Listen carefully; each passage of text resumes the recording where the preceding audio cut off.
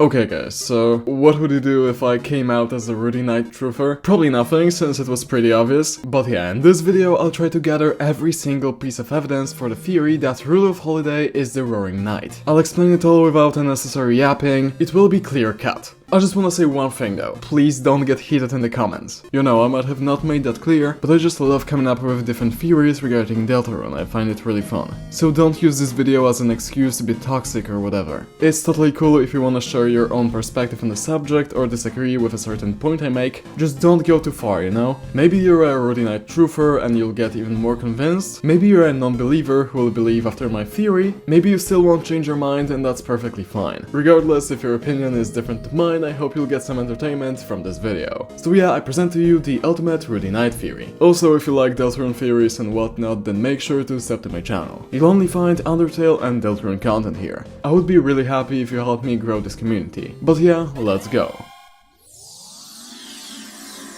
So first off, we gotta start with why people even think one of the holidays is the Roaring Knight. It's obviously because of their design, they have antlers. But they also do snowflake-like attacks in a snowy area. The holidays are related to winter and Christmas. Some people say those are stars actually, I don't wanna get into that. They might as well be, I'm just saying. The knight is also working with the Dreamers and Carol, and last but not least, its name is a play on the Christmas carol, The Silent Night. Now why do I think really specifically is the knight and I'm not 100% sure it's Carol or whatever? Well, Carol wouldn't be fast enough to enter the church and make a fountain before Chris and Susie get there, unless she uses some secret tunnels or some shit. Noelle doesn't even know what the Dark World is and is genuinely horrified in the real world when she learns she wasn't dreaming, and that's, well, we'll get to that. You'll have to let me cook for a moment, chat. So yeah, Rudy. What do we know about the #1 Deltarune DILF? Pissed off a lot of Asgore fans with this one, alright? Well, he's sick and at the hospital most of the time. We don't really know what caused his sickness, however, the doctors don't even know. However, he's optimistic that he will get better. Overall, he is a cheerful guy who loves his family and is nice to everyone. So why do I think he would be the knight? What makes him sus? Well, we all know that Susie is trying to figure out the knight's identity now, right? She was theorizing about them at church after we tell her all of the clues. Her conclusion based on the newly learned information is that the knight has to know the mayor, attend church and have something to do with the cops. Rudy is pretty much the only character who fits the description. He knows the mayor, she's his wife. He goes to church even though he's very sick, so he's definitely religious too. And he's best friends with Asgore. Asgore, who was removed from the Force after an unknown incident. Okay, that's interesting, but it doesn't have to mean anything yet, right? Is there anything else suspicious about the dad of the year? Yes, actually, a ton of foreshadowing. In chapter 1 he talks about Burley in the library. He also says he will kick his ass, which we definitely can do. In chapter 2 he says we should take Susie to the movies, and he says he will kick Susie's ass. Before Chris opens the fountain, they watch movies with Susie. The whole Dark World is based around TV. And yes, Susie gets her ass spanked like jelly in that chapter. By the knight, interestingly enough. Last but not least, he jokes about a hand-washing marathon in chapter 4, which might reference the ending of the second chapter. Okay, that's interesting, but it's gotta be everything, right? No, actually. In the weird route, you are forced to talk to him about the shelter in order to gather clues. And Chris asks him about it in a really weird way. Rudy responds with, huh? Locked out? In quotations. Noelle wasn't stuck outside the gate again, was she, Chris? Either Rudy immediately changed the subject, or Chris just didn't ask him about the shelter. There is not a single mention of the shelter in their conversation, even though they asked pretty much everyone at church about it. And what we tell to Susie doesn't change either way. Now compare that with how Alphys reacted. Huh? Shelter? Why would you want to go there? It is extremely suspicious, but that's still not everything if you can believe me. If you never introduce Susie to Rudolph in chapter 2 and go there with her in chapter 4, his reaction to her will be completely different. Chris, why the hell did you bring your friend here? I don't know, man.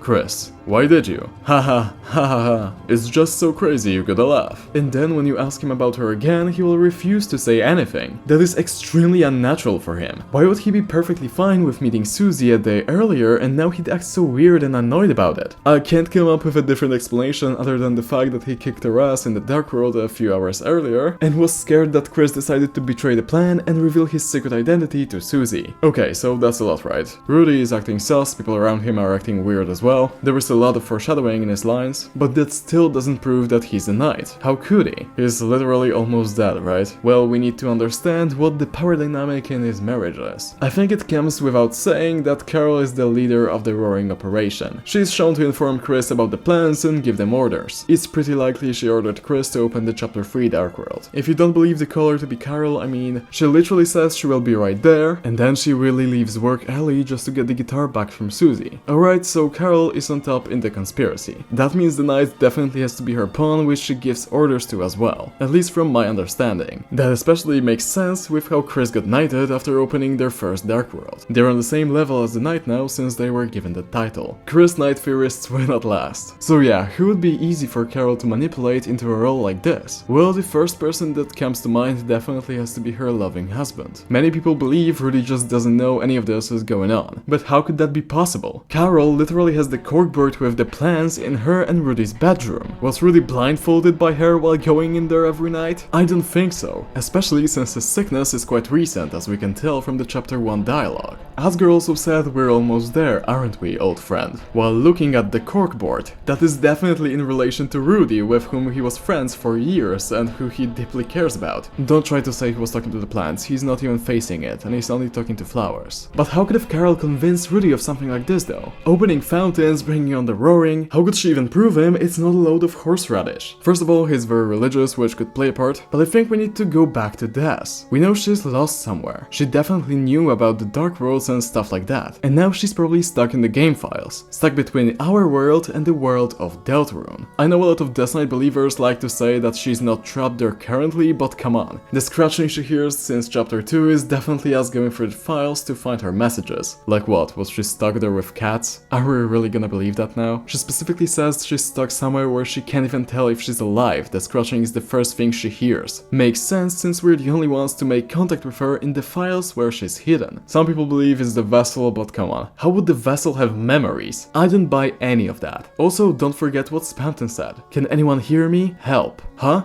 What? No, I didn't hear anything just now, but it sounded like they were talking to you. I think she's stuck somewhere in the darkness, and opening fountains and maybe even bringing on the angels' heaven is the only way to get her out. That's why her theme is called Lost Girl. Nobody in town knows what happened to her, and we're often said to have to find her. Maybe that is the knight's role, to rescue his daughter. We already established Rudy loves his family a lot, and he keeps Des's stuff with him. He's also not afraid to be violent if it's for his family. Giving this motivation to the knight would make a ton of sense. Even Halsey says the knight's goal isn't to hurt people. It's by far the only thing that made me believe the knight would have an actually good reason to open fountains and go to those lengths with it. Obviously Carol's plan might reach beyond that, but I think that's why Chris, Asger and Rudy are so invested in the whole conspiracy. To help someone they lost, to find her. It's also supported by the fact that she disappears first in Tenna's flashback. She's the reason everything went to shit. And if you don't believe me, look at what happens near the ending of chapter 4. When we backtrack after the whole final prophecy scene and interact with the door, Chris will put their hand on it. And just out of view, just perfectly out of view, another hand pressed against yours and pushed you back. There's also a guitar sound playing there, but it's muted. It's definitely related to Des, she played guitar as we all know. But I don't think it's the knight. I mean, they summoned the Titan to get away from us. They're probably in the closet where the Dark World didn't spread because it is always blocked by the closed doors. I think the whole out of view thing is Des returning from the darkness, and her muted guitar seems to symbolize how nobody can hear her where she's trapped. Nobody except us via the game files. Alright, Rudy's motivation makes a ton of sense now, sure. It wouldn't be out of character for him to want to be the knight if the goal was to rescue Des. I think he would even be able to die for her, which I actually think he's going to do later on in the story. I mean, he seems optimistic, but for me it doesn't seem genuine. He might know he will die for his daughter and he's willing to do it. But we still haven't really established how he would be able to have this weird form and stuff. How could a sick guy be able to be so strong? Well, it wouldn't be the first time Toby tricked us with a seemingly weak character actually being really strong. Look at Kirsten for example. I think the answer is determination. I know, just let me cook. Obviously any Lightner has the ability to be determined and open fountains. We see Chris do it, we see Susie do it, however none of them can actually basically fly around in the dark world, change into a ball, open their ribcage and have so many different really strong powers. And what was the substance that made monsters transform into different forms and made them way stronger?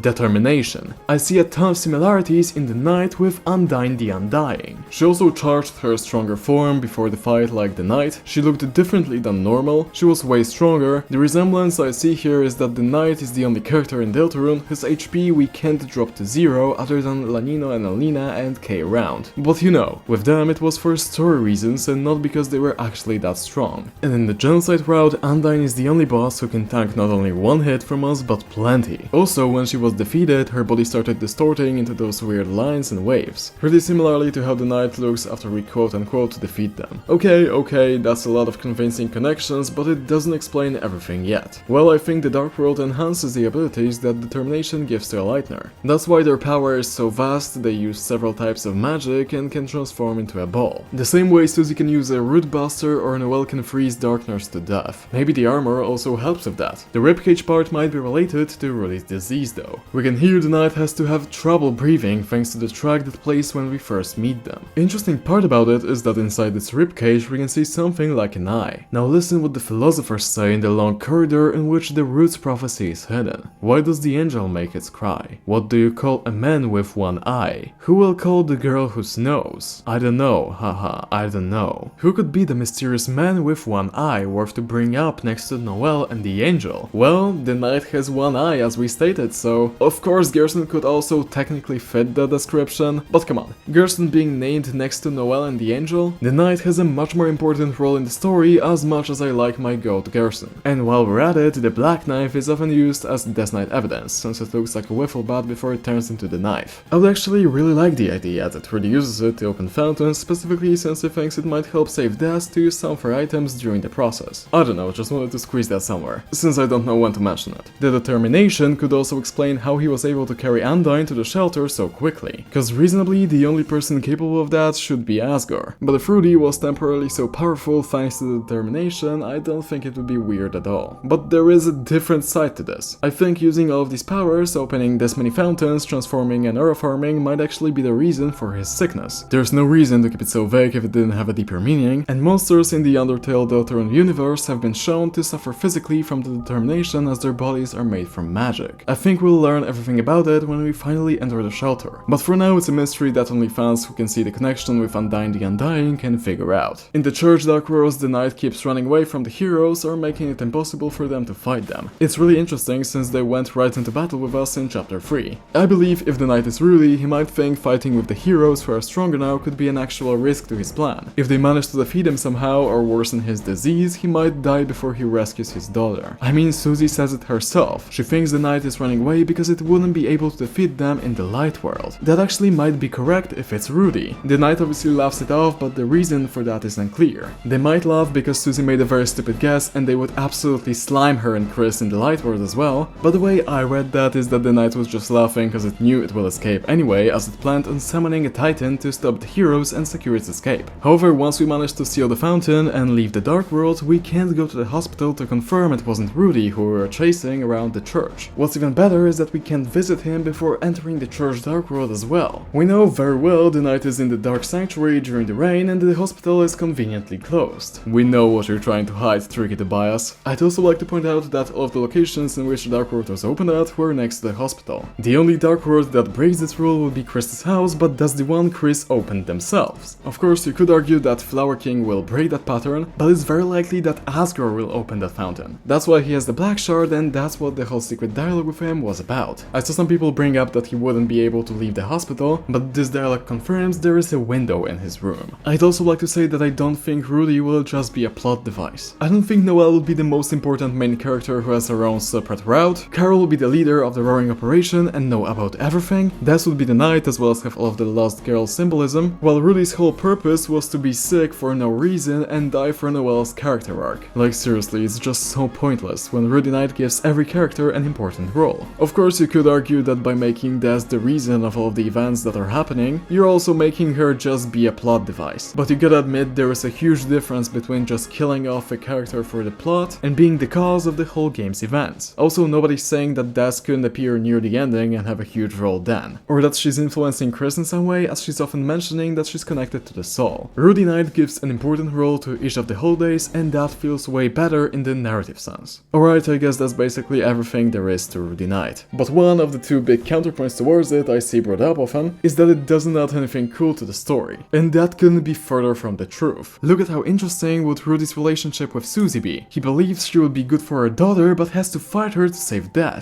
Susie, on the other hand, doesn't even know it's someone closer to her than she thinks. The father of her soon-to-be girlfriend, unless Bertley rizzes her up at the festival with his game skills. Now my bro has no chance, but Chris, however? And think about how Toby generally constructs characters. There is even a meme about it. We guessed several times that the characters will be irredeemably evil. None of them were. Every single one of them has some sort of motivation. I don't think the Knight will be any different, and saving Des could be a very reasonable explanation of their actions. I don't think defeating the Knight will bring only positive things in Susie. I think she might be devastated when she learns the truth that the Knight isn't just some bad guy but a sick man sacrificing everything to save his daughter. The second counterpoint I see is that he is a totally missable character. That is just not true. We see him at church where we're supposed to talk to everyone. We also later see him leave that church. He's also in Tenna's flashback, and most people definitely walk around hometown, explore and talk to NPCs. It's what the game encourages you to do. We've had 3 hometown exploring scenes plus 2 bonus ones, in the rain and at night. Those are not segments that you are supposed to just skip, even though the game gives you that ability to not force you to talk with everyone when you are playing the game. Also, many other likely Knight candidates also don't have more than 1 scene. Sure, Des is mentioned a lot, but we're yet to see her outside of the Tenna flashback. Carol only appears once. Asger only appears in 2 unskippable scenes, both in chapter 4 as well. Azriel is also just mentioned by name a couple of times. Alvin also has only 1 unskippable scene, and so does the Vessel. Once you realize that, it really feels like Rudy isn't that unnoticed by your regular player. And trust me, after it is revealed that the Knight was a father trying to bring back Des, nobody would be like, what? Who is that? Everyone would recollect that he was at church, most people would also remember visiting him at the hospital, and it would make perfect sense for the Knight to have that motivation. I fully believe it would be a satisfying answer. Thanks so much for watching. Make sure to sub to my channel if you want more Deltarune theories. I plan to make my Knight video follow up soon, so make sure to stick around for that. If you haven't seen the Knight video yet, I highly encourage you to do so. I worked really hard on this video and the Knight video as well, so any kind of support under them would mean the world to me. Make sure to tell me what you think about the ultimate Rudy Knight theory. Until the next one, and... December holiday got diddled in the night. Paris as a night rode with all his might. She carried his